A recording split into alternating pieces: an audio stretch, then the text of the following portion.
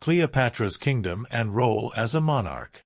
Following the tradition of Macedonian rulers, Cleopatra ruled Egypt and other territories such as Cyprus as an absolute monarch, serving as the sole lawgiver of her kingdom. She was the chief religious authority in her realm, presiding over religious ceremonies dedicated to the deities of both the Egyptian and Greek polytheistic faiths. She oversaw the construction of various temples to Egyptian and Greek gods, a synagogue for the Jews in Egypt, and even built the Caesareum of Alexandria, dedicated to the cult worship of her patron and lover Julius Caesar. Cleopatra was directly involved in the administrative affairs of her domain, tackling crises such as famine by ordering royal granaries to distribute food to the starving populace during a drought at the beginning of her reign. Although the command economy that she managed was more of an ideal than a reality, the government attempted to impose price controls, tariffs, and state monopolies for certain goods, fixed exchange rates for foreign currencies, and rigid laws forcing peasant farmers to stay in their villages during planting and harvesting seasons. Apparent financial troubles led Cleopatra to debase her coinage, which included silver and bronze currencies but no gold coins like those of some of her distant Ptolemaic predecessors. Legacy. After her suicide, Cleopatra's three surviving children, Cleopatra Selene II, Alexander Helios, and Ptolemy Philadelphus, were sent to Rome with Octavian's sister Octavia the Younger, a former wife of their father, as their guardian. Cleopatra Selene II and Alexander Helios were present in the Roman triumph of Octavian in 29 BC. The fates of Alexander Helios and Ptolemy Philadelphus are unknown after this point. Octavia arranged the betrothal of Cleopatra Selene II to Juba II, son of Juba I, whose North African kingdom of Numidia had been turned into a Roman province in 46 BC by Julius Caesar due to Juba I's support of Pompey. The Emperor Augustus installed Juba II and Cleopatra Selene II, after their wedding in 25 BC, as the new rulers of Mauritania, where they transformed the old Carthaginian city of Iol into their new capital, renamed Caesarea Mauritaniae, modern Churchill, Algeria.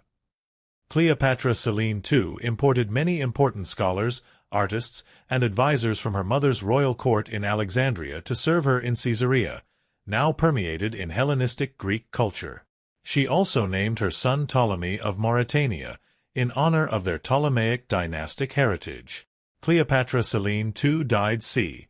5 BC, and when Juba II died in 2324 AD, he was succeeded by his son Ptolemy.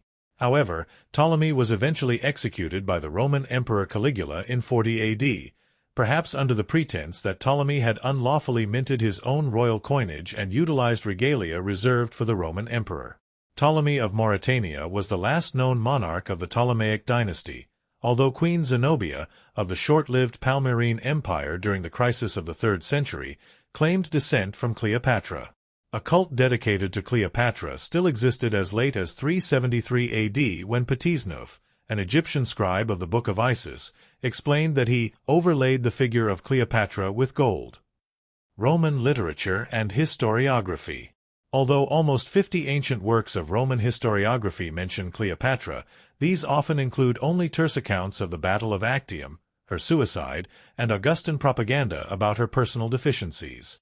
Despite not being a biography of Cleopatra, the Life of Antonius written by Plutarch in the 1st century AD provides the most thorough surviving account of Cleopatra's life.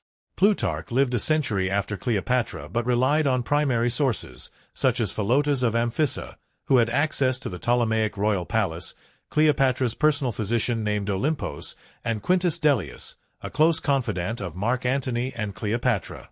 Plutarch's work included both the Augustan view of Cleopatra, which became canonical for his period, as well as sources outside of this tradition, such as eyewitness reports. The Jewish Roman historian Josephus, writing in the 1st century AD, provides valuable information on the life of Cleopatra via her diplomatic relationship with Herod the Great.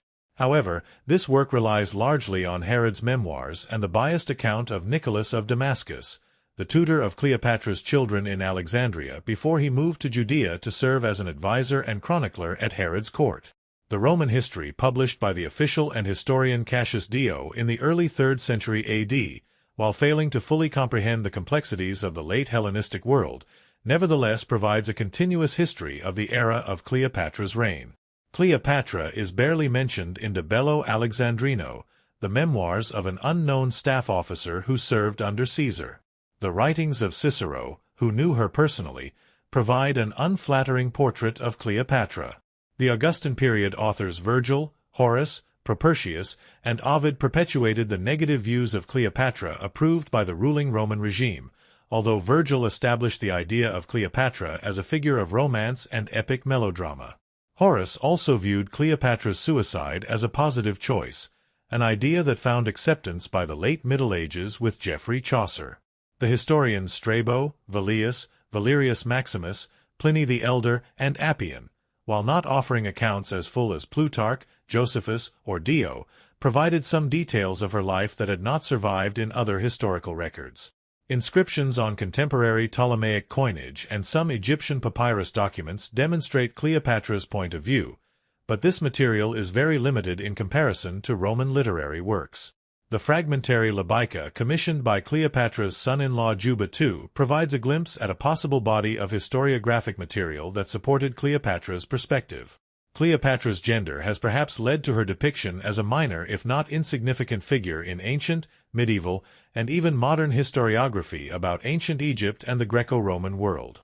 For instance, the historian Ronald Syme asserted that she was of little importance to Caesar and that the propaganda of Octavian magnified her importance to an excessive degree.